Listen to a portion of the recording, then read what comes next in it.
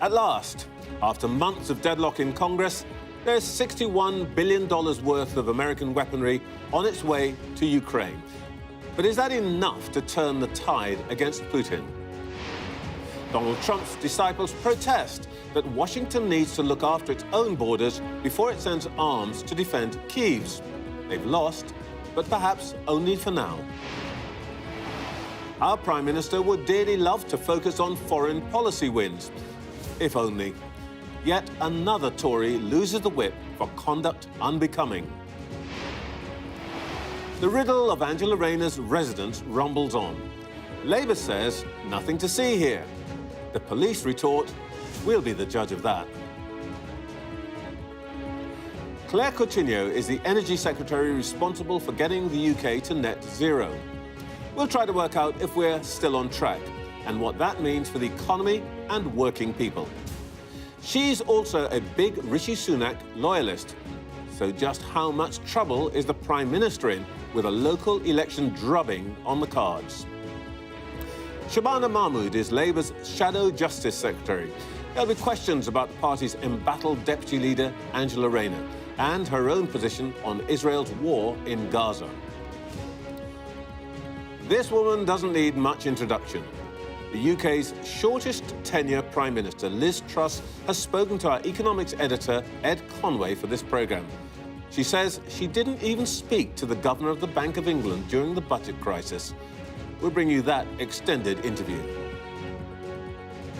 And Reform UK is taking support, lots of support, from the Conservatives. But can the party really win seats, or does it just want to destroy the Tories? We'll ask leader Richard Tice. Plus, with us throughout the show, former Home Secretary Jacqui Smith, former Education Secretary Justine Greening, and the Sunday Times chief political commentator Tim Shipman.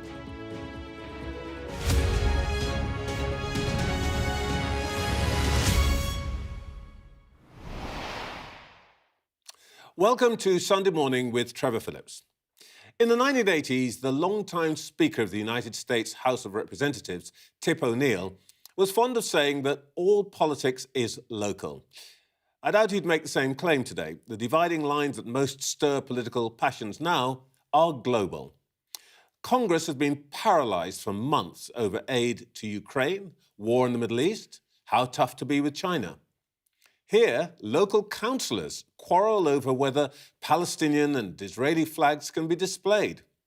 Police warn a Jewish activist that looking openly Jewish might be a provocation. Immigration used to be a border policing issue, but now looks more like a job for the Foreign Office if the Rwanda scheme ever gets going. And of course, there's the existential question of climate change, completely unaffected by national borders.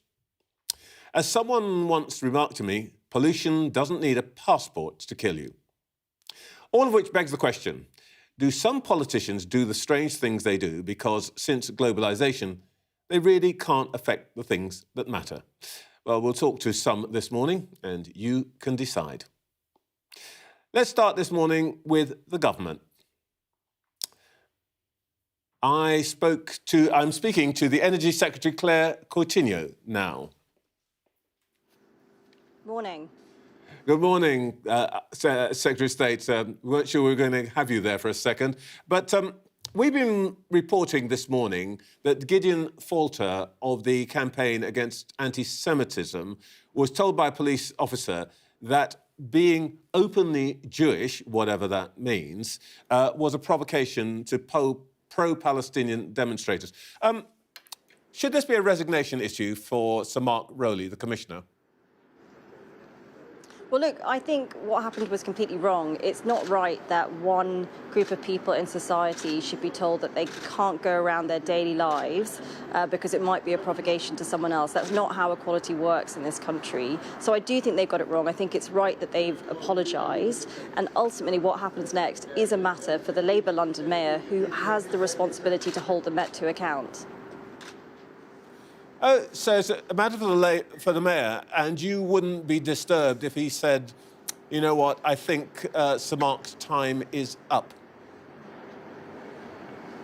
Well, I think what is really important is that people of different communities feel that they can trust in the police. And I think when you've had a situation like this, it's right that action is taken, because you can't have a position where one group of people, one identity, the Jewish community in this case, are being told they can't go about their daily lives because that might be a provocation. That is not how policing is meant to work. That's not how society can work. So I know the Home Secretary has also written to the police, and they'll be meeting with ministers in coming days, but I do think this is a matter for the Labour mayor. He does have accountability when it comes to the police, and it's for him to make sure that the right action is taken.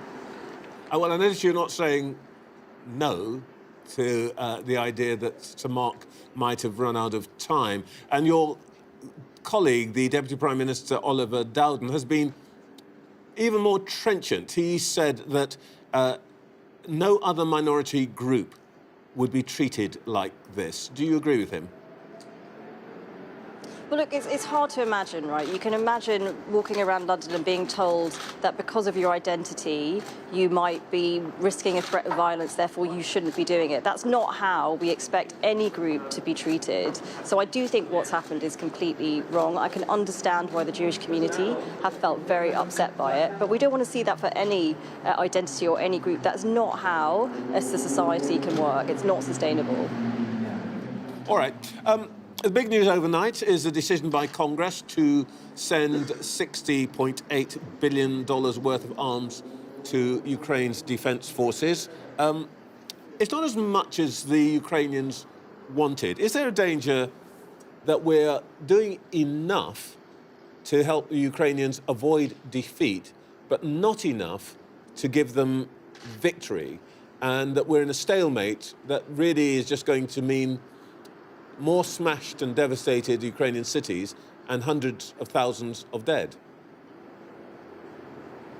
Well, I think this is a step forward. This is positive news. It's something that the Foreign Secretary has been arguing very vigorously for. And as you'll know, Trevor, we have been at the forefront of supporting Ukraine since the war started. And it's really important that we do that, because this is a fight for democracy. It's about all of our security. So I do think this is good news. And, as the Foreign Secretary has said, we have put forward substantial amounts to make sure that we can support Ukrainians, both in terms of military support and otherwise. But actually, America is the keystone in the arch. I think that's the phrase that he's used. And this is positive news. Well, we're 2 years in now. I mean, what is the end game here from your point of view? Is it that we are still hoping for Ukrainian victory? Is it that we want them to last long enough to create a negotiated settlement? I mean, presumably, the strategy can't simply be to keep going as it is now.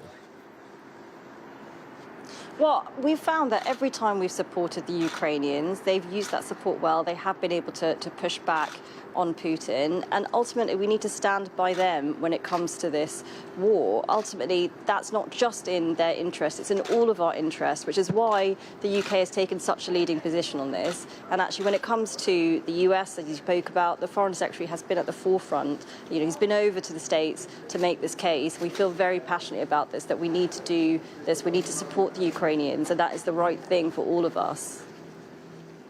Is Lord Cameron claiming some credit for the decision in Congress? I gather he talked to Mr. Trump.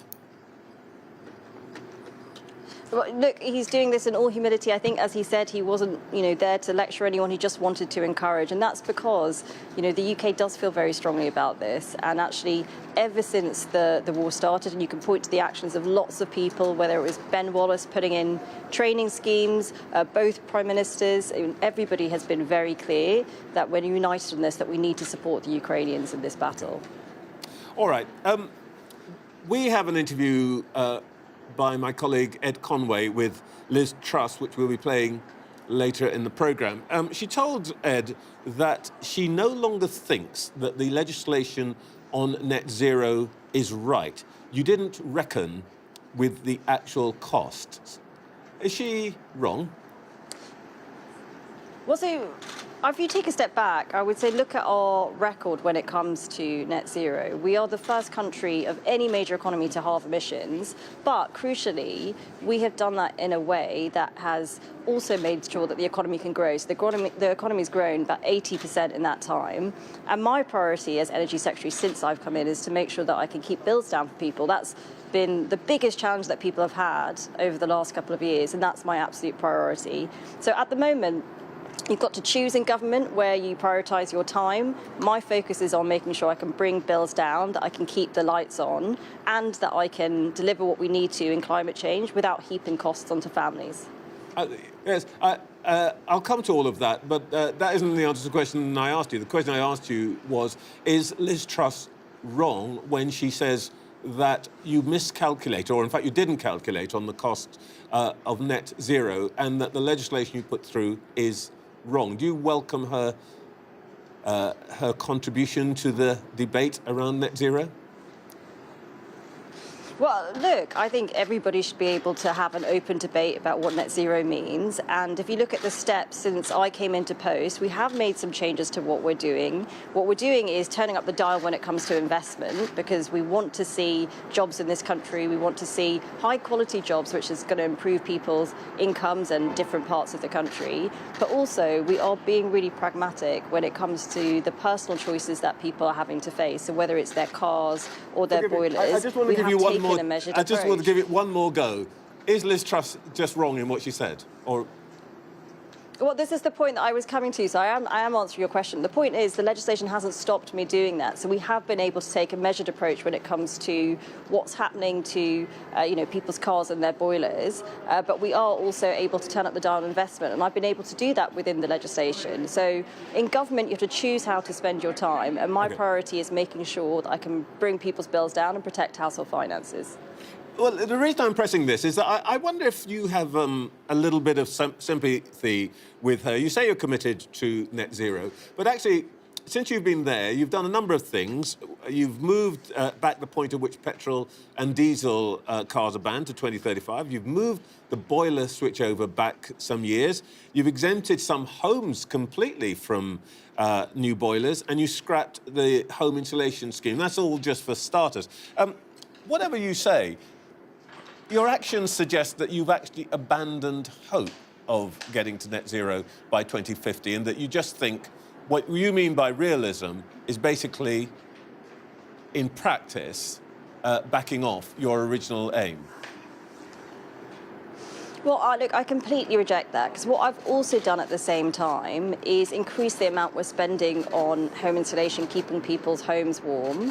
What I've done is also made sure that we're getting more investment in the country. So since I've been in post, we've had £30 billion of investment into the energy sector in this country because of the changes that we're making. So in some areas, we're dialing up when we think it's positive for the country, it's going to increase jobs, it's going to grow the economy. But in some areas, I make no apology for the fact that yes, we are going to take a careful approach, and that's not just us, by the way. We've seen other countries do the same, because I think this is the crucial point, Trevor. What we want to do is work with the grain of public opinion. People do want us to tackle climate change. I firmly believe they care about that, but they don't want us to heap costs on them when they see us as 1% of global emissions and other countries' emissions are rising. So they want us to do this in a positive and measured way, and that's exactly what we're doing. Are you sure you're not just looking over your right shoulder at Mr. Richard Tice and the Reform Party, who say that basically your addiction to net zero is a sort of lefty thing, that you're basically a lefty wolf in Tory sheep's clothing?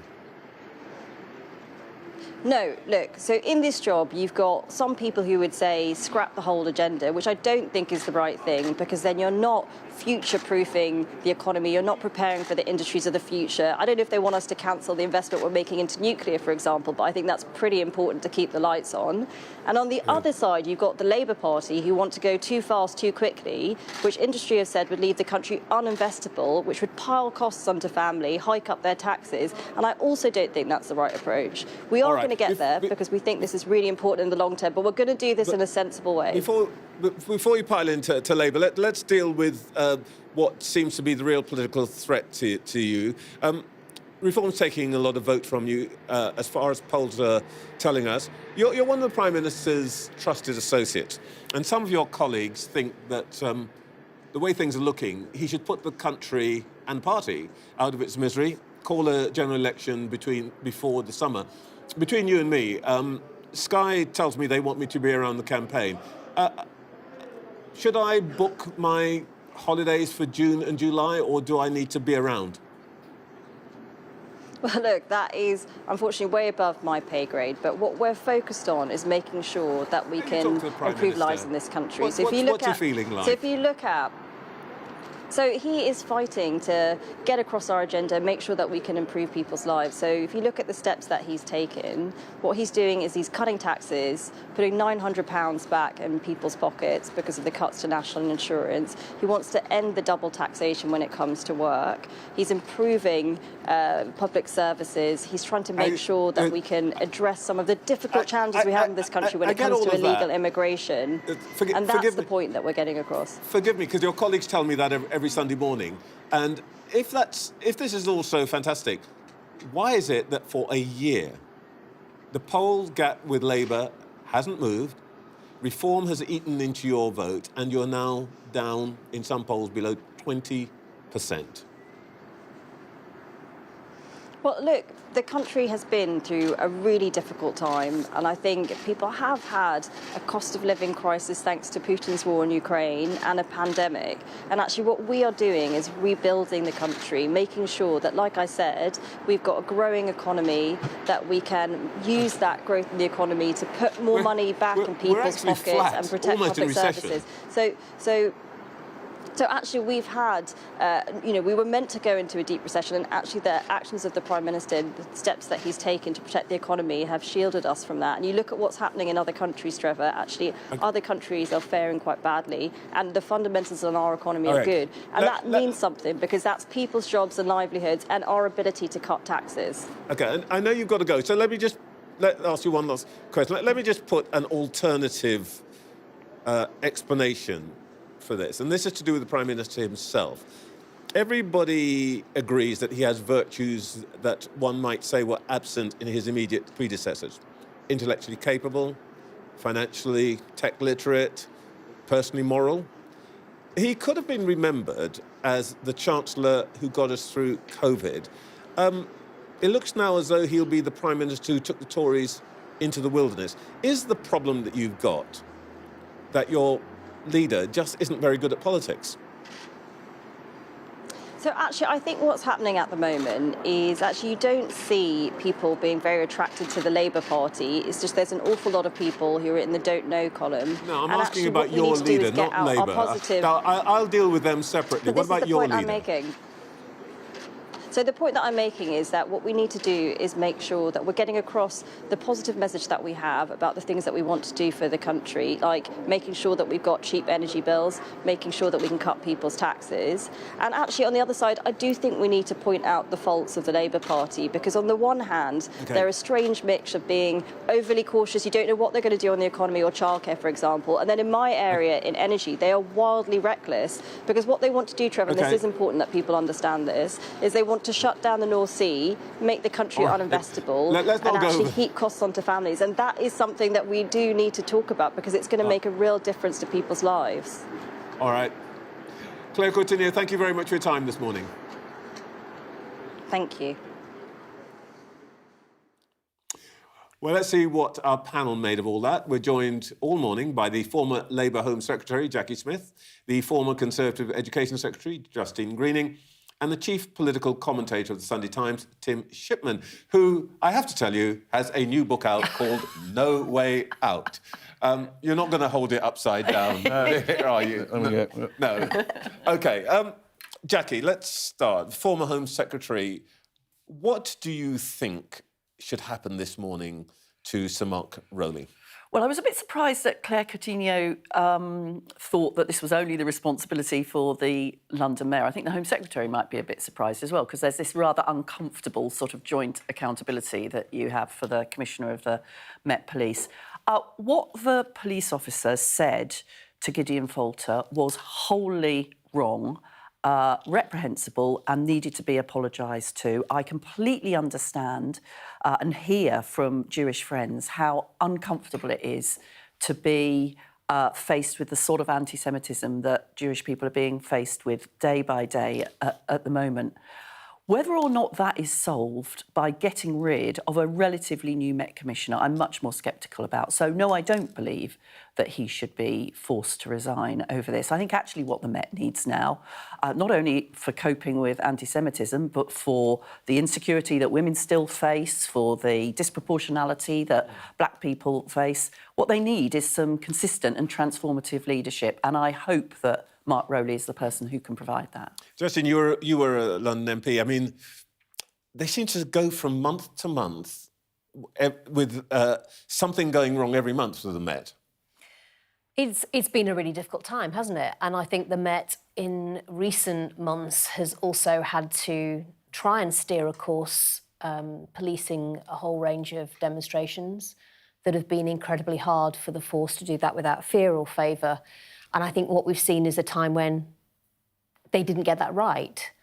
As Jacqui says, there's been an apology. And I think that the question in relation to Sir Mark Rowley is really, you know, was that one isolated situation or is it part of some deeper problem that the Met's had policing? And my sense is it's not part of a deeper problem. And I think actually the police have managed to do an incredibly difficult task in relation to those demonstrations and done it comparatively well. And I think that really the last thing the Met Police needs is it's going through quite a significant internal change where we are seeing officers who should not be police officers now being rooted out and ejected from the force, which certainly as a woman who lives in London and as a woman who was a London MP, I think is incredibly important.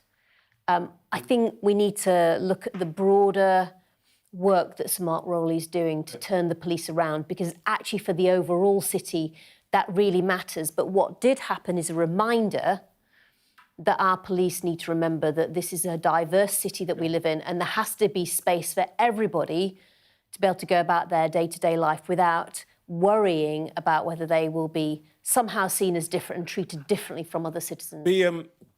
John Woodcock, or Lord Walney, I think he's now called, who is responsible for inquiring into some aspects of terrorism and security and so on for government, describes this as institutional anti-Semitism in the papers today. Tim, is that too extreme, or do you think there's something in that? Look, that's probably too extreme, but I kind of agree with Jacqui. I don't know if changing the leadership will help, but the Met doesn't know who or what it is anymore.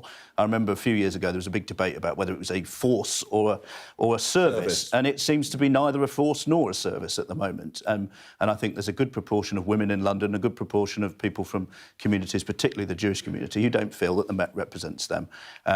I try not to have too many opinions on social media and that sort of thing, but occasionally when I say that things are not going as well as they might at the Met, I don't think there's anything that you ever put on social media that gets quite such a wide range of support from all corners of the political spectrum. The Met is failing, and, you know, Mark Rowley, when he was appointed, they weren't exactly drowning in options of top policemen from around the country to go and do the job. He needs to sort it out, but they need to sort out who they are and what they're trying to do, because at the moment I don't think people in London have any confidence in that. All right, let's look at talk about what Claire Coutinho said about net zero. Justine, do you think that I can't quite get a handle myself on exactly where they think they are, whether they really are confident they're going to get there, or whether what they're really doing is preparing everybody for a sort of soft landing at some point that says we're not really going to be able to do this, but, you know, we're going to try our best to make things a bit better. Well, it's such an interesting question, isn't it? Because I think when Rishi Sunak initially made that speech last year, setting out a different course on reaching net zero, this was one of the problems. It's this double-speak narrative, isn't it? On the one hand, wanting to set themselves out as a government that is making progress on net zero, whereas on the other hand, at the same time saying, but let's do that a little bit slower. Claire, I think very, very succinctly set out some of the thinking and the priorities. And when she talks, you can understand why the government's making those choices. But I think in a sense, there's a nuance to that argument, that political argument, that flies over most people's heads. Yeah. And so, you know, if you're thinking about whether or not you buy an electric car and there are going to be more charging points out there, you're probably thinking, I'm less likely to do that this year than I might have been last year before Rishi Sunak made that speech. And I think that's the problem, is a lot of this path to net zero is delivered by businesses making different decisions. It's delivered by the public making different decisions. And so if they're telling those wider stakeholders to go slow, then actually the risk is that becomes quite self-defeating. I think behind that then is almost the broader economic strategy, and the fact that actually leading on net zero is about leading on some key emerging economic green sectors of the economy, and the danger is we lose out on that. So, you know, getting to net zero is a sort of fundamental long-term task. We're in the run-up to a general election, and I think that's the context to take both Claire Coutinho's comments and, to be fair, some of the backtracking that Labour has done as well. If you think about the 28 billion that has now become 7 billion. This is an election that Labour was going to spend. This is an election that is going to be fought on the cost of living, on whether or not the opposition is economically responsible. Therefore, you're going to see lots of decisions and lots of public statements being made that fit that very short-term agenda rather than the longer-term agenda. What's really important, I mean, what I hope that Labour are also doing is thinking about the long term and making sure they are putting in place the certainty for business, for example, that Justine's absolutely right, that will drive whether or not we can bring down... So, Tim, I wonder if there's a big space here for the Reform Party to move into. They're clearly, they're bang against net zero and so on. And there is what I think in the jargon they call the say-do gap. I think a few years ago it was demonstrated that something like 20-25% of people say their next car would be an electric car, but actually only 7% bought an electric car, and that there is a sense that... In the same way, I might run a marathon one day. You could do it today, Tim. Well, I could be out there today, but as soon as we're finished, you can get out there. But this is about sort of sounding credible politically. Jacqui's right, we're in the middle of an election campaign. But when Labour says we're watering this down because we want to be fiscally responsible, because Labour is on the up and up, everybody thinks that sounds very pragmatic. When Claire Coutinho says, yes, we want to hit net zero, but we don't want to pile up your bills, that's also a pragmatic position. But because the Tory party has become the sort of metropolitan police of political parties, that's now seen as trying to have it both ways. And you're right, you know, if Reform come in with a very hard view in one direction or another, that will attract some of those voters. Rishi Sunak doesn't seem to know whether he's trying to appeal to the red wall or to save his blue wall seats in the south. Rishi Sunak is clearly taking a different approach. As the chair of the Climate Change Committee, Chris Stark, or the former chair, pointed out yesterday, he is not as enthusiastic as Boris Johnson was. He is not giving as clear a statement to business as was previously the case. This is a good example of one of those times when you sort of appoint somebody to a role because you think it gives you a sort of independent credibility, but then when they start criticising you, this is a bit of a challenge and a headliner. It is quite a problem for Tories, isn't it, Justine, that, just very quickly, that people, they're being criticised from left and right, aren't they? They're being criticised for being too green, but then not enough. Yes, and it comes back to Tim's point. You know, what is the election-winning coalition that Sunak is trying to build, and how does he maintain it? And I think there's been a lack of clarity on that, really, from the word go. Is it the Red Wall group? Is it the Shire Tory, perhaps, you know, original Tory group? I don't think we really know, and I think he's trying to face both ways, and that's in the roots of why he's not winning now. All right. It is coming up to 9 o'clock. You're watching Sunday Morning with Trevor Phillips.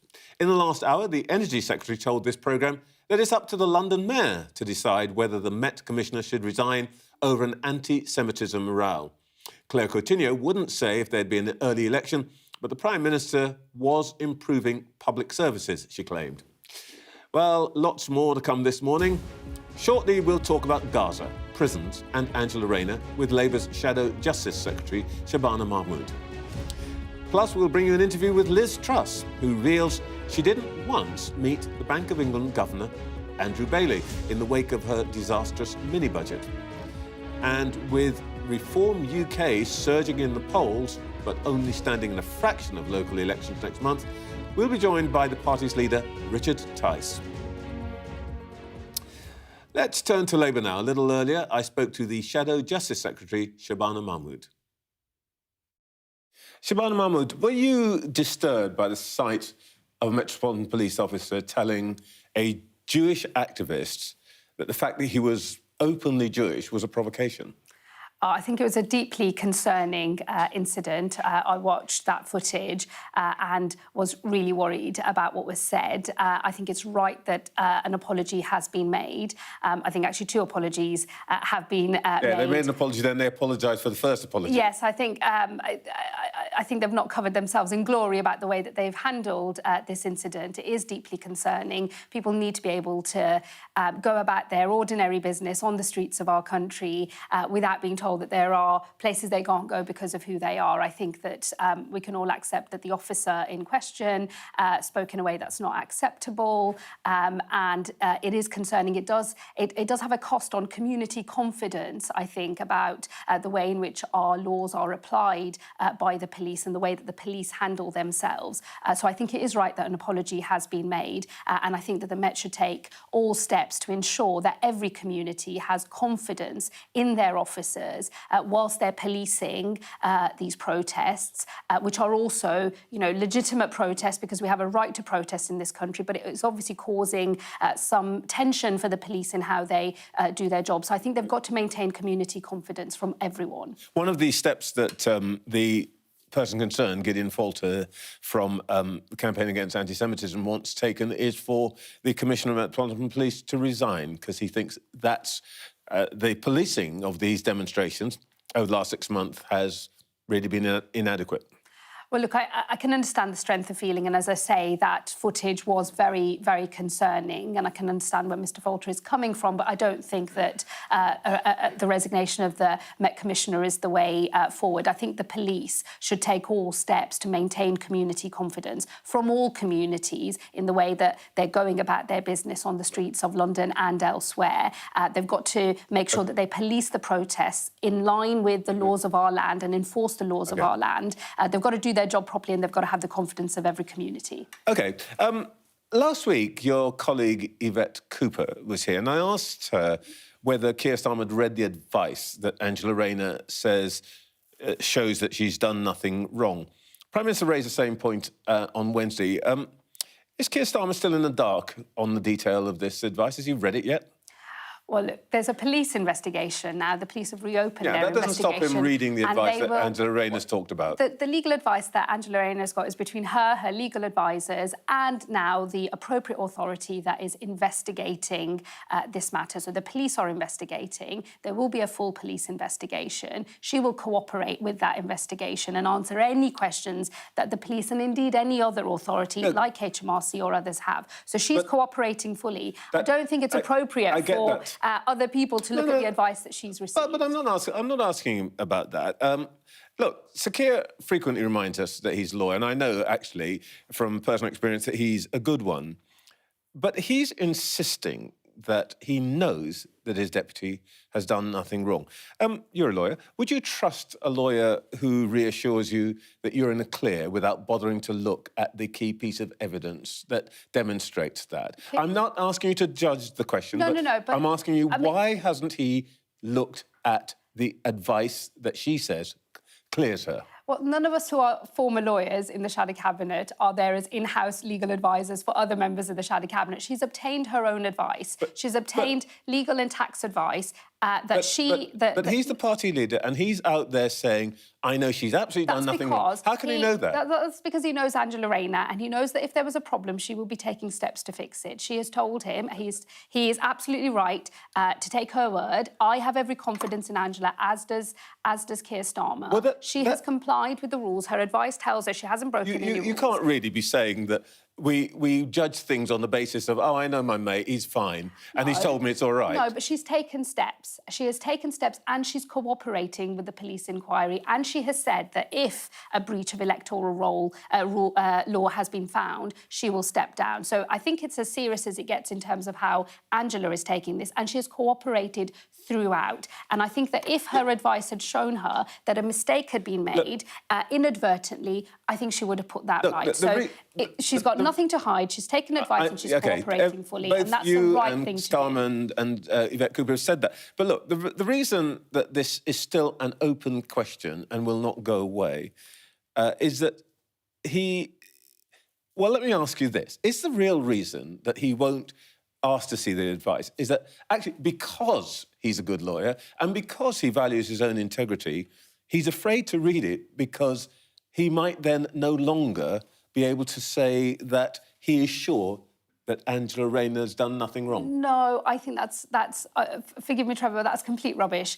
That her private information about her living arrangements doesn't just impact on Angela. It's about her family. It's not private. It's about her family, who are private individuals, and I think there are things that are appropriate to be scrutinised by your colleagues. She's never waited 5 seconds to get after Tories about their private. When Tories have broken the rules of conduct on. Source of the goose, source of the gander. No. When Tories, I won't accept that this is one of those plague on all your houses situations, right? I'm not saying that. We've just discovered that the Tories have been sitting on very serious breaches by one of their own MPs for months, and it's only just come out. And they haven't even taken any action. They waited for the MP involved to voluntarily, lose the whip. All I'm saying is that Angela is cooperating fully with the police inquiry. She will answer all and any questions that are asked of her in that investigation, and that is the right way forward. OK, let me just ask you about another aspect of this, and this is, you may not have felt this at all, but did you feel any discomfort at Keir Starmer saying that Angela Rayner's being smeared for being a working-class woman? And I'm sure he did not mean it in this way, but others who've spoken about her and said the same thing talk as though they don't expect a working-class woman to be able to manage her affairs, financial, property, competently. It's a bit patronising, isn't it? I think what's happening is that the Tories have got nothing else to talk about in their local elections this is not campaign. Tories who's saying this. This is your people saying it. We're not talking about Tories. This is what your own people have been saying.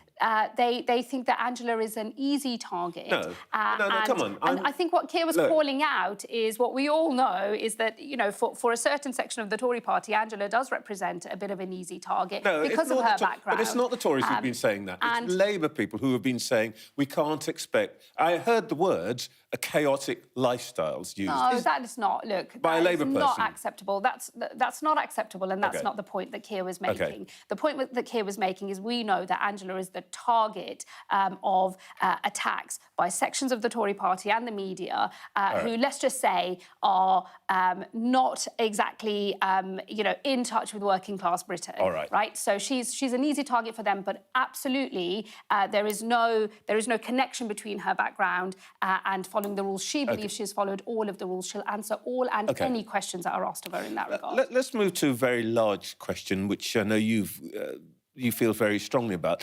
How concerned are you that Israel plans a further offensive on Rafah? Very deeply concerned. The situation in Gaza is intolerable. We have a death toll of about 34,000 people. Many of the people that have died are women and children. People are starving. If we're not already in full famine in Gaza, we are certainly on the brink of famine. And people in Rafah, there's about 1.5 million people in Rafah. They were told to move south by the Israeli government. So they have done as they were told to do. They were supposed to be getting to a place of safety. Any ground offensive in Rafah by the Israeli government will have catastrophic humanitarian consequences in a place that is already hell on earth. We do not believe that ground offensive should go ahead, and we have been calling consistently on the Israeli government to rule that out. When you say consistently, you were actually the first frontbencher to essentially get, let's put it this way, ahead of the official Labour position in talking about Gaza, and you were at the beginning slightly had a different emphasis, let's put it this way, than your leader. Are you disappointed it's taken the Labour leadership so long to get to the place where you are on this? Well, look, we've always said from the start of the conflict that our position would evolve as the conflict evolves. And there were hopes at the start of the conflict about the conduct of the war by the Israeli government and what could be achieved in terms of getting a stop to the fighting, if we go back to the early days in October. But I think, obviously, as the war has unfolded, we have seen an intolerable death toll in Gaza and a situation that is hell on earth. So it has to stop. He started with 100% support for Israel, and you were at odds. Did you ever think that at some point, if they didn't, if the Labour leadership hadn't moved in the way it did, that you might have to leave the front bench, you might have to resign? Look, I think when people are dead in these numbers and when they are dying and they are starving, talking about personal career no, but it's a matter of principle. I understand what you're saying, but it feels to me personally, I'm engaging with your question, but it does feel morally compromising for me to talk about my own, my own career and what may or may not happen. All I will say is that how you respond to conflict really matters, and my own response, that of my party, all of these things have weighed heavily on me, on my colleagues, as they rightly should. These are the most serious matters that politicians ever have to deal with, and you have to engage with that, and sometimes you have robust conversations. I'm a serving member of the Shadow Cabinet. Every room I sit in, though, I will advocate for the people I represent, and this is a cause, the Palestinian cause, I believe is a just cause, and it is a cause that I've been a lifelong supporter of. Let's just talk a bit lastly about your shadow cabinet position. You said today that you plan to crack down on antisocial behaviour. You're implying that you're going to punish more offenders and so on. Let me show you something. Here is the official projection from the Ministry of Justice on prisoner numbers over the next 5 years. And when it comes up, you'll see that their central projection is that by 2028, there'll be 106,000. Top projection could be as many as 115,000. Mm-hmm. We've got capacity for 90,000. If you're going to crack down, where are you going to put all these bad guys? Oh, well, part of our plans, and let's be in no doubt about the scale of antisocial behaviour in our country, over 20 million people in this country have either experienced or witnessed antisocial behaviour in the last year. That is about a third of our entire nation. That's a huge number. So we have a big problem with antisocial behaviour, and we have to deal with it so that we can reclaim our high streets, so that women can feel safe at night when they're going home, and so that families can feel like parts of their local community aren't shut off to them because of drugs and public drinking and so on. So we have to deal with it. But your plan depends on putting people behind bars. Let me deal with that. And we haven't got any bars. No, let me deal with that, because actually our plans are broad. So actually our first plan is to invest in neighbourhood policing, have 13,000 extra police officers in our neighbourhoods that will have a deterrent effect on antisocial behaviour, and it will mean that those issues can be dealt locally at source as quickly as possible. We will also bring in new respect orders that will ban people from city centres and local high streets and exclusion zones. So the package that we will bring in as a plan to deal with antisocial behaviour is broader than simply... But I notice you're not telling me there's any part of that package that involves more money for more prisons or more staff. A Labour government will get prisons built in this country. So there is a big difference between our approach on prisons capacity. Has Rachel Reeves said she'll spend the money on that? Well, actually, the money is there in the Ministry of Justice budget already. It's just that the Tory government has completely failed to actually get the prison spaces built that we need in this country. They had a target themselves. It was 20,000 places by about next year. They failed on that target. Where the government has failed, we will deliver. Shabana Mahmood, thank you very much for your time this morning. Thank you.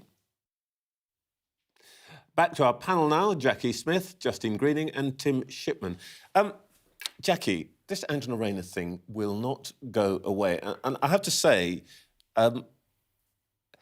saying, I know, Ange, it's all right, doesn't seem to me a really strong defence. Which wasn't what Shabana Mahmood said, actually. What she said, which is the situation, is that the police are now investigating whether or not Angela Rayner committed a criminal offence. The police are investigating, of course, partly because James Daly, Deputy Chair of the Conservative Party, wrote to them to ask them to review their investigation, after which they decided to re-investigate, because this is what the Conservatives want to fight the local election campaign on, whether or not Angela Rayner committed some tax thing in the past or not, rather than on their record. This is not to say it is not difficult for Labour. It's difficult for Labour because actually you spent a large part of your interview with a very impressive Labour spokesperson talking about it. Of course it's difficult, but it is right that actually it's the police and the authorities that determine. Yeah, but the point is that she's one of their better performers, and I don't think she could give me an answer, Tim. No, I mean, the contrast between the straight answers you've got in the second half of the interview and the non-answers you got in the first was quite telling. And, you know, this line from Labour that, you know, Angela Rayner is being attacked because she's an effective spokeswoman for the Labour Party. Yeah, right. People attack their political opponents, but if their political opponents give them openings in the way that Angela Rayner seems to have done, that's a problem. And I think what this reveals more than anything is, you know, the response of the Labour leadership to this has been, you know, I'm a lawyer, but I don't want to read the legal advice. She's innocent, but we haven't really looked at the evidence. When they were attacking Boris Johnson for Partygate, they said, well, why doesn't Boris Johnson investigate what really happened? Any sensible political aide will say the first thing you do as a leader is you get to the bottom of it, you work out whether there's a problem, and if there is, you jettison the person concerned. Instead, they've let it drip, drip, drip. It's gone on for months. They're now defending her against any new evidence, and it's quite revealing about, you know, how Labour isn't quite yet match fit for government. This could be quite useful for Keir Starmer if he learned some lessons from it. But at the moment, you know, Jacqui saying, oh, well, let's just leave it to the police. Well, the reason the police are investigating is because the newspapers keep coming up with new evidence. Well, Angela Rayner because the Tories asked them to. Because the Tories asked them to. Well, no, that's the game, isn't it, Jacqui? It's not as if Labour hasn't gone after lots of Tory politicians. It's also the game for me to point out that it was because the Tories asked for it to happen. Justine, am I wrong to draw attention to this issue of the way that people talk about Angela Rayner as, you know, this working-class woman? And I don't know, maybe I'm oversensitive to it, that there's a sort of sense that behind this there's a kind of, oh, well, you can't expect very much. Well, I don't think that's... I mean, I've seen a number of articles written by, including in the Times, about whether it's all gone too far and in a sense, why is it being pursued almost to the nth degree? And, you know, the Times have, you know, following this story assiduously. But it's always interesting if you look at the comments underneath those articles that Times readers are making, and a lot of them, Tim, are very much, why is this necessarily a story? And so I think people distinguish almost between the politics and why it matters versus, if you like, the broader issues of what kind of politics is going to change my life, and I've got a decision to take about the government later this year. I think the points that people have been making around Angela Rayner being working class, the ones I've seen have been much more around the fact that it's almost this, you know, very often quite privileged media circus, if you like, people who themselves are often from a very different background to Angela Rayner, writing about her in a way that somehow you wouldn't necessarily have seen it being picked up if it was somebody from, as it were, a similar background to them. Those are the points that I've seen being made in relation to Angela Rayner being working class. But I do think that in the end, the points that both of you have made, in a sense, matter. Ultimately, we're going to have to get to the bottom of this, and a decision is going to have to be made whether or not Angela Rayner can stay or not. Jacqui, just on what Shabana Mahmood said about Gaza, it's I thought it was very interesting. You don't normally get people saying this is what I really feel, but I got a sense from her that there was real anguish in her decision-making here, and she didn't say, no, I didn't consider resigning. I thought that was actually really quite affecting, the way that she talked about that. You know, let's not forget, Shabana's Birmingham colleague, Jess Phillips, did resign from the front bench over the failure of Keir Starmer's front bench to talk about a ceasefire at that particular point. But Shabana also then quickly said, well, in actual fact, of course, it's not about me. I suspect she has been arguing to take Labour's position further than it had previously been. But actually what Labour have done, and what Shabana was sort of alluding to, is to want to keep in track not only with what their supporters are thinking, but also what the international community is thinking as a potential future government. OK. Former Prime Minister Liz Truss has been speaking to our economics editor, Ed Conway. We'll bring you that interview next.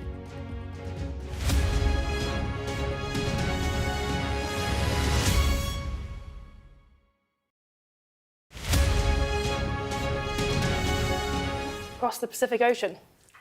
Yeah, from Peru to Australia, so it's 8,000 miles. So we'll go from... In awe. Tell me more. So it could take up to 6 months. We hope it doesn't take that long.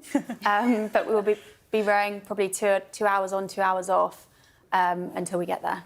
The main motivator is because we're trying to raise as much funds as possible for the Outward Bound Trust. So a really incredible charity that focus on teaching kids life skills through adventure, especially kids that normally wouldn't have the opportunity to do so due to financial means. So we'll face 30-foot waves, sharks, storms, hopefully no cyclones because we're trying to avoid the cyclone seasons. But we'll also face challenges like eating freeze-dried food for 6 months, which isn't very appetising. And sleep deprivation is a big one. Salt sores, hand blisters, yeah. No, I think the food for me is one of the biggest challenges, having done an ocean row before. It's definitely not being able to have fresh fruit and all the luxuries and a nice shower and a toilet that's not a bucket. Gets a bit wearing after a while. So the idea is that we're going the whole way without stopping. So we've got a water maker on board. We'll take all of our dehydrated meals, all of our safety equipment. So we'll be completely self-sufficient. How do you train?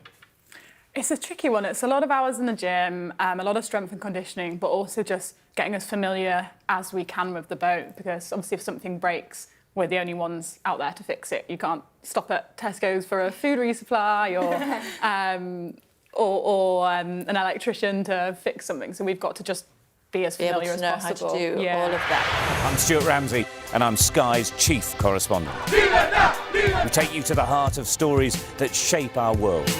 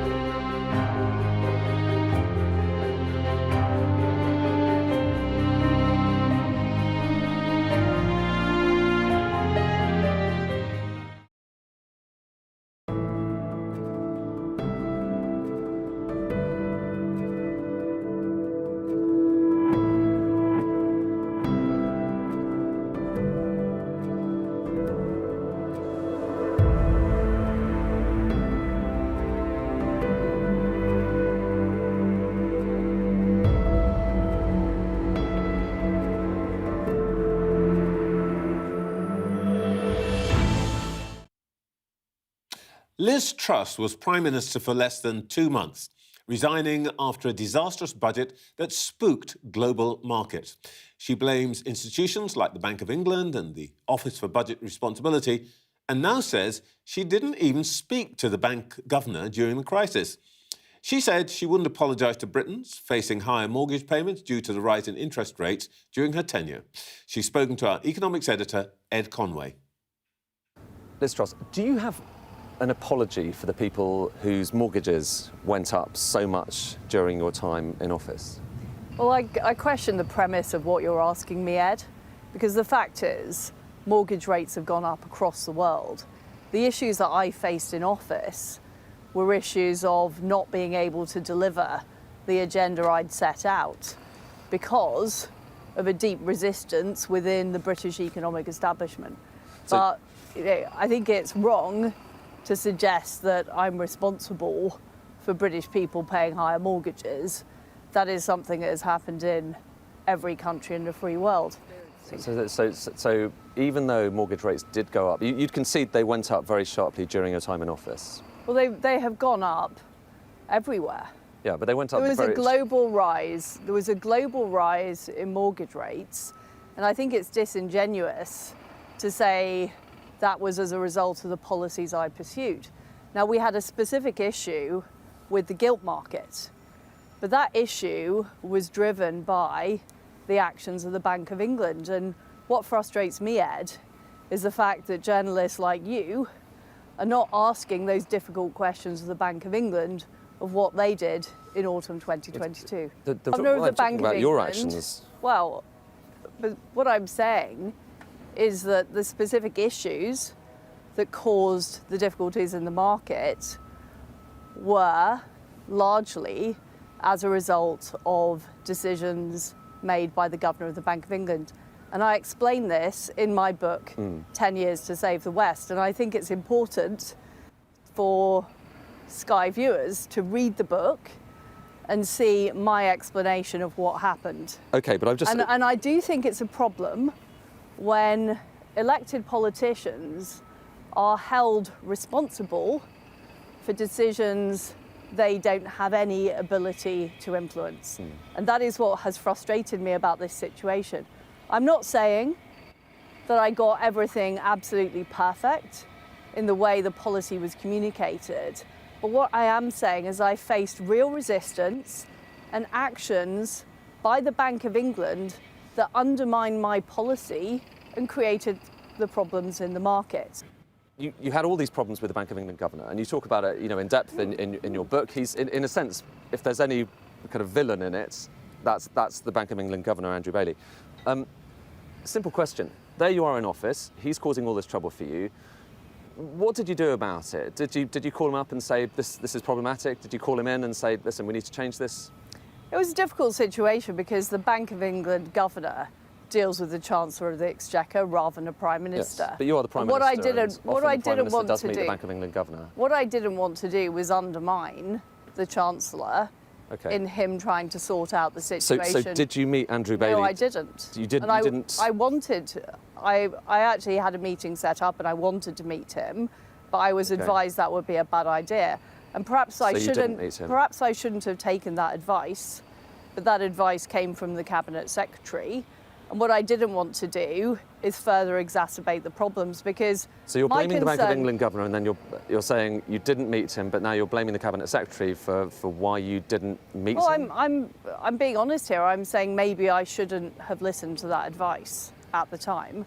But what I was very, very concerned about is the country was in a serious situation. I didn't want to exacerbate that situation by making it worse. And, what you're saying in retrospect, yes, I probably should have spoken directly to the Governor of the Bank of England at the time. Have you ever met him, by the way, the Bank of England governor? No, I've had various Zoom calls with him, but I've never met him. You've never met him. Would you meet him now? I'd be very happy to. A lot of other people would say that this was a really good chance for, some of the free market ideas, the economic growth ideas that you were espousing, and essentially you blew it. And that has set back the cause of free market reform in the UK. That's kind of fair, isn't it? Because no one really wants to give a shot to those kinds of ideas now after what happened, do they? These ideas weren't happening anyway. No, but they're certainly not going to happen now, are they, for quite a while? I disagree with that, Ed. The free market ideas were not happening anyway. The supply side reforms that I wanted to see, like getting on with fracking, sorting out our environmental legislation, the reforms I wanted to see in terms of holding down public spending, getting rid of net zero, and reduces things like taxes. Well, yes, essentially. By the way, just quickly on that Sorry, front. I'm just trying to answer your previous... Well, I know, I'm You're just gonna curious. let me answer I know, but I'm curious. So it's on net zero, by the way. You'd get rid of... I just was struck by that. In your book, you say you'd get rid of net zero legislation, would you? I think it was a mistake to put in net zero legislation without understanding the true costs of it, and I feel it's been... But you were part of that, though, weren't you? Well, in government, you have lots of issues that you want to intervene on and deal with. You can't fight every battle. And as Prime That's a Minister, you said you reality. would support net zero. Well, what I said is I supported the ambition for 2050, Yeah, but which I is net zero. wanted to get there in a different way. Okay. I now, having spent some time thinking about it, think the legislation itself is problematic. So Right. I have changed my view. This is, it's a book you've been working on for quite some time, but there was one quote which found its way in there, an anti-Semitic quote attributed to one of the Rothschild family.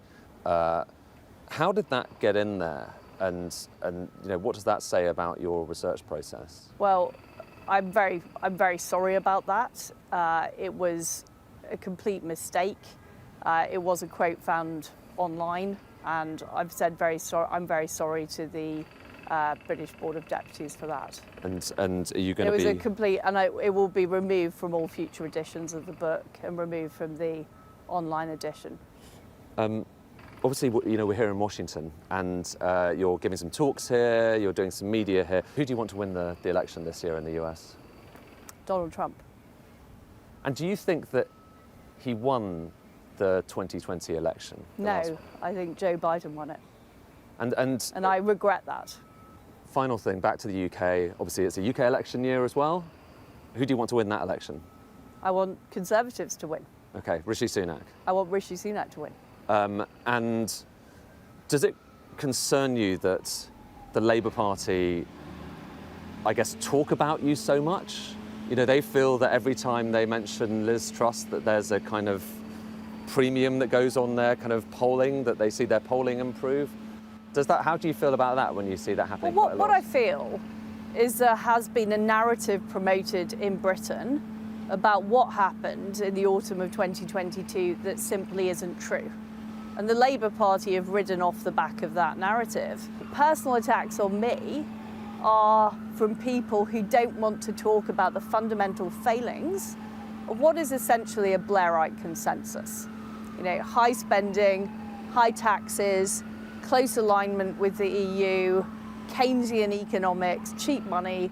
It has not worked. And those people who indulge in personal attacks on me are people who don't want to face the truth about the problems in our country. Liz Truss, thank you so much. Thank you. That was Liz Truss speaking to our economics editor, Ed Conway. If you scan the QR code on the screen now, you can catch an extended full version of that interview on our YouTube channel. But do stay with us for now. Plenty still to come this morning. Coming up, we'll speak live to Reform UK leader Richard Tice.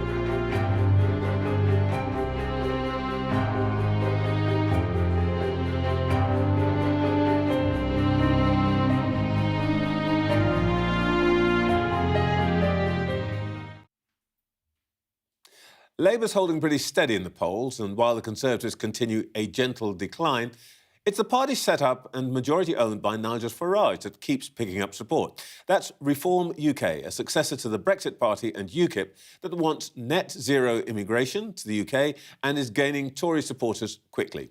It says it will stand in all British constituencies at the next general election, but it's only standing candidates in 12% of the upcoming local elections. I can talk now to the leader, Richard Tice.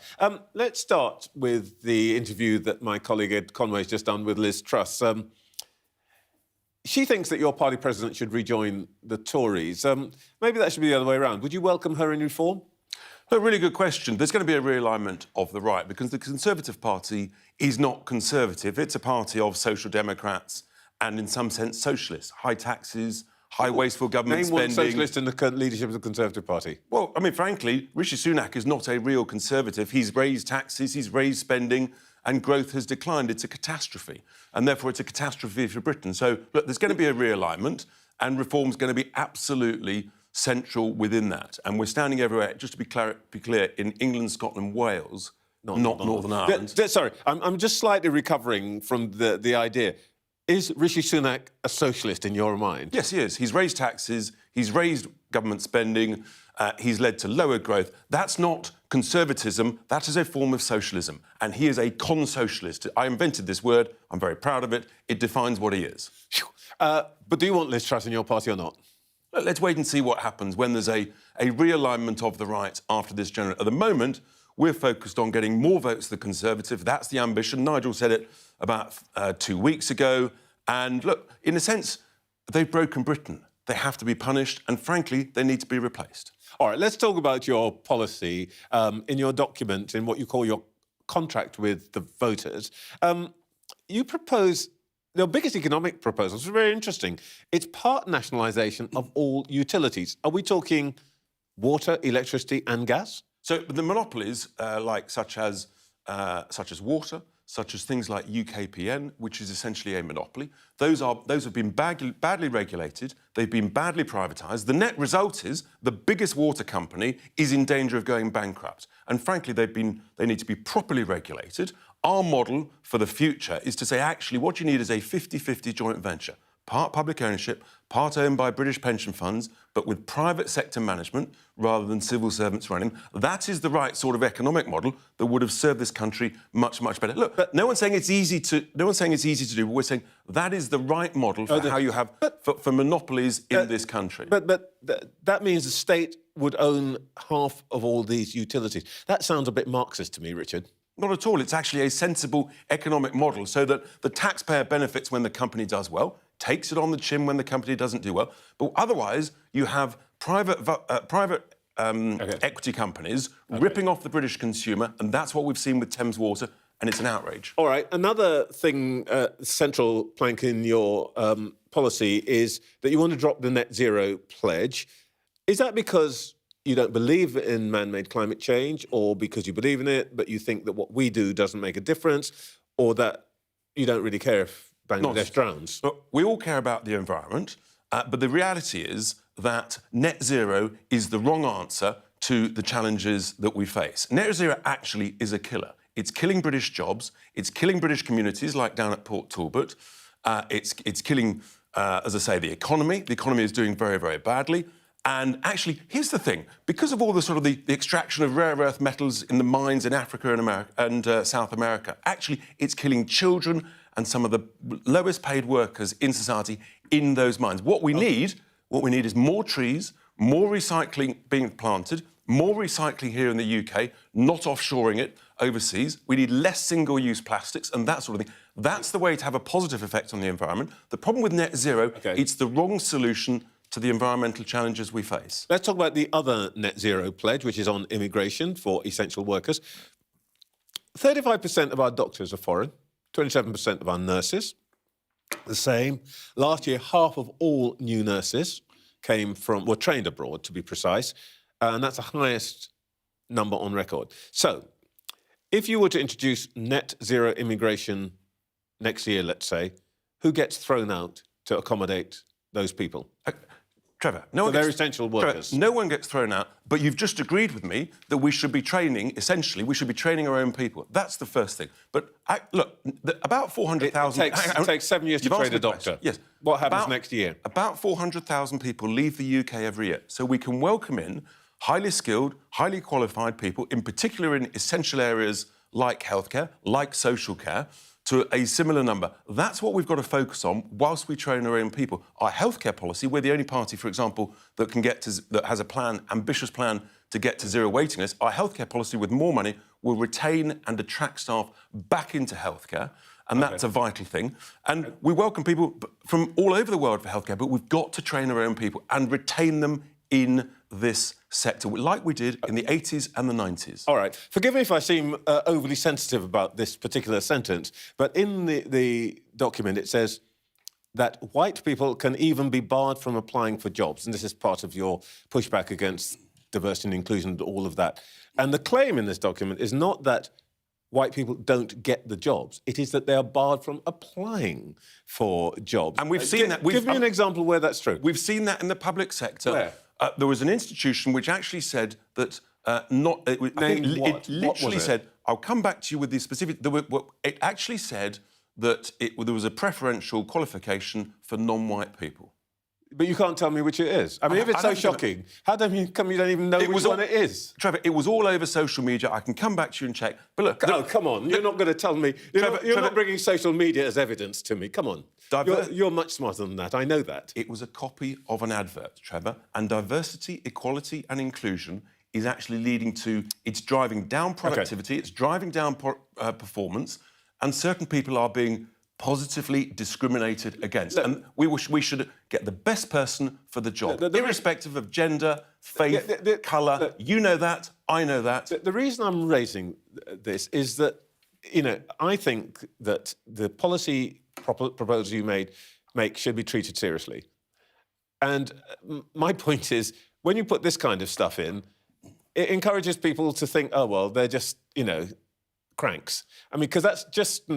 there's no evidence of this. There's no evidence we're cranks, Trevor. We're the third largest political party in polling terms. We're going up in the polls. The Tories are sinking, and that's because we've got a bold solution to save Britain, because the country is absolutely broken and nothing Labour will do will get us growing again. In fact, frankly, we're heading towards bankruptcy unless there's serious change to the way this country is run. Look, you're doing pretty well in polling, but let's have a look at what happens when you fight real parliamentary seats with real voters.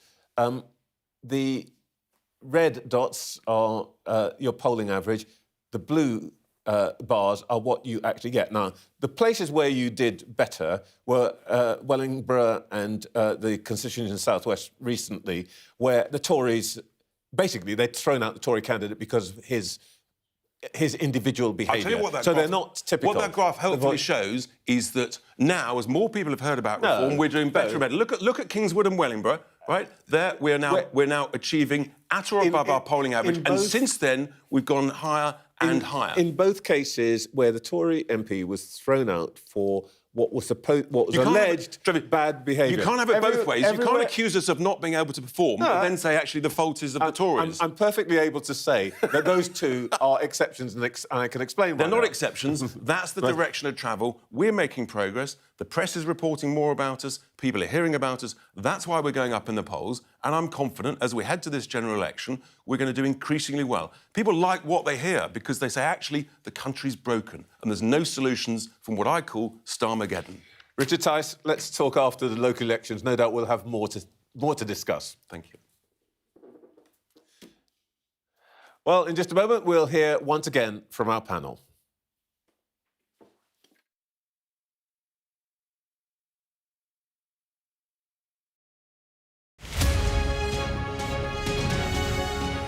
I'm Martha Kellner and I'm Sky's US correspondent based here in Los Angeles. It's turning everybody into, a crazy, violent drug addict. How are you feeling? I am angry. Legal abortion! It is an anti-woman agenda. 2 women say that you paid for their abortions. Are you a hypocrite, sir? Will your candidates win? I hope so. I think they will. I think they're great candidates. I gotta be realistic. My sister's dead. More than 4 weeks on, there's no murder weapon and no suspect. Are you going to catch this killer? We are doing everything we can. Ghislaine Maxwell has pleaded not guilty to all 6 charges against her. Mum, how are you feeling today? Jeffrey said, you answer to Ghislaine, you just don't cross her. They're so excited. Severe nightmares of these people coming in and just taking me in the middle of the night. I've watched as whole towns were torn apart by natural disaster. I'm alive and I'm thankful for that, but there are a lot of people who aren't. It's not the winds people fear most here, it's the water. We take you to the heart of the stories which shape our world. Do you truly believe what you're saying? A lot of cases that I know are reported from Ukrainian missiles themselves. Ambassador, with respect, I think that's preposterous.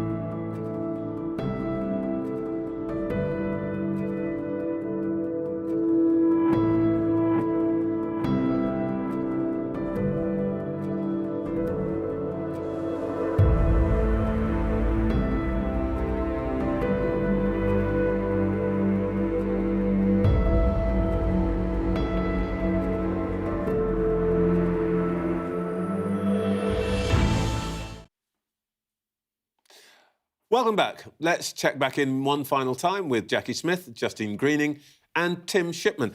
Tim, Richard Tice was his usual ebullient self. Are they a real threat to the Tories, do you think, or will it fade when it comes to real votes? Well, look, the gap is sufficiently large between the Tories and Labour at the moment that when you talk to Tory strategists, they're pretty worried. Because at the moment, it looks like Reform will get millions of votes, just as UKIP used to, but not win any seats. But that's more than enough to kick the stool out from under the Conservative Party. And what Tory strategists say is if they can close the gap to Labour, they can then turn to those Reform voters and say, if you vote for Reform, you're going to end up with Keir Starmer as Prime Minister. And the polls suggest that most Reform voters do not want Keir Starmer as Prime Minister. But at the moment, with a 20-point poll gap, those Reform voters are saying, well, you're going to lose anyway, so I might as well vote my conscience. And I don't much like what you're doing at the moment, so we'll go and vote for Richard Tice. And in fact, we've got some data somewhere which shows that the Reform vote at the moment is about 90% thereabout 2019 Tory voters. It's different to UKIP, which took support from all sorts of people, including the Labour Party. So actually, this is a Tory problem, really. But I just wonder whether Farage will make a difference. What do you think he's going to do? Well, most of the polls suggest that if Farage came in, he's worth about 2 or 3 points to Reform. He's just turned 60. The last time I spoke to Nigel Farage, he was still enjoying the idea that we're all talking about whether or not he's going to do it, but without actually committing. My sense is that, you know, he knows that it might be just possible for him to turn up somewhere like Clacton and win a seat himself, but he's not likely to be joined by a lot of other people. And really, kind of what's the point. His view is the real exciting game is after the general election, where you get some kind of realignment of the right. Now, is that a bunch of Tory MPs joining the Reform Party, or is it the Tories readmitting Nigel Farage? I think he prefers that way around, and I think he thinks that's where it will get interesting rather than before the general election. Justine, Nigel Farage, proven vote winner, though he doesn't get seats. I mean, he has a profile and all of that. What do you think? Back in the Tory party, would that be the reassembling of the right that Richard Tice was talking about? Nigel Farage as leader. Well, it seconds out round two, isn't it? In a sense, Trevor, because at the last election, what was pivotal for Boris Johnson was this UKIP Brexit party squeeze. I mean, it disappeared. It didn't field any candidates, and it was crucial to then enabling that landslide up against, of course, literally an unelectable Jeremy Corbyn. This time, it's a really different picture. So you hear from Richard Tice, they will be fielding candidates, that right vote will be split. And I think Tim's got it spot on. The big question is whether people just think, actually, there's two leadership votes happening at the next general election. One is, who do we want to run Britain? But the second is, who do we want to run the Conservative Party when they're in opposition? What direction do we want that party to go? What does it stand for after all the chaos and turbulence of the last several years? And I think that's actually where Reform have got their eyes. They want to shift that right to further right. My view is that actually the issues that we see in Britain are largely rooted in weak social mobility, lack of access to opportunity, and that culture wars style reform light agenda of Sunak has been why he's lost voters, not how he's going to get them back. You're probably one of those what they call con-socialists that Richard Tice was talking about, sort of lefty Tories. I have to say, I think you can start bolting together all sorts of words, but the bottom line is, I think my analysis of where Britain is failing is because of inequality of opportunity. Connecting more people up with better opportunities is how our country does better. That's what levelling up was all about, and I think Boris Johnson understood that, Trevor. Rishi Sunak, I don't think, understands it, and he doesn't know how to deliver it, and I think that's where this Conservative administration's problems lie. All right, let's take the lens a bit wider and look at Westminster overall. I mean, I think part of the Reform appeal is a plague on all their houses, they're all a bit rubbish, they don't care about you, and so on. And it feels like in Parliament there are quite a lot of people who basically, I won't have given up, but they don't think that's the place for them. And we've done some work on this. There are, first of all, there are a lot of MPs standing down, over 100. Now, there's always churn, but Jacqui, this is telling us something, isn't it? Yeah, and the largest proportion of the MPs that are standing down, of course, are Conservative MPs making that decision not to fight the election, perhaps because they think in their own seats they risk losing, or because they don't want to be in opposition after the election. It tells you something about a government running out of steam, I think. Yeah, and Tim. The Parliament itself has had its own troubles. Here's another piece of Sunday morning research for you, and these are the MPs who are now independent for reasons, I guess, that most people wouldn't want to be independent. It'll come up in a second, there are about 18 of them, and they have lost the whip and so on. What is happening? I think what's happening is that people are less tolerant of the kind of behaviour which I think has been prevalent in Parliament for decades. Politicians are a certain sort of people. I make present company accepted, of course. But they tend to be risk takers. They tend to be people with a high sort of drive and ambition. Sometimes that's a sexual drive as well. Sometimes it causes them to take a lot of risks in their private lives. And you know, in the olden days, this was all brushed under the carpet by the whips, kept in their little black book, used to exert influence. And now there are more recognisable ways that people can complain, you know, post Me Too, post all of that sort of stuff. this is not tolerated anymore. And I think, I'm not sure it's any worse than it used to be. I think probably it's a little bit better than it used to be. But these are all examples of people who've come a cropper. And social media means it's very easy to spot things they've done and said. Having two prominent senior women politicians here, are you both glad you're out of it? Not for that reason, no. And I think Tim's right that elements of this are because, certainly since my day, I think it has become rightly easier to complain and easier to identify people who have done wrong. Although I have to say, without making a cheap political point, Mark Menzies, the Tories did know about him for a long time, and it was a newspaper that brought that to a head. Glad you're gone? I mean, I miss some of my colleagues, but I think the toxic environment that it feels like Parliament has become, Trevor, is one that a lot of people would find a complete turn-off, unfortunately. But we don't want to discourage women from standing to be politicians. OK, that's it for this week's show. I will be back next Sunday. Been great to be with you and also with my great panel. Bye.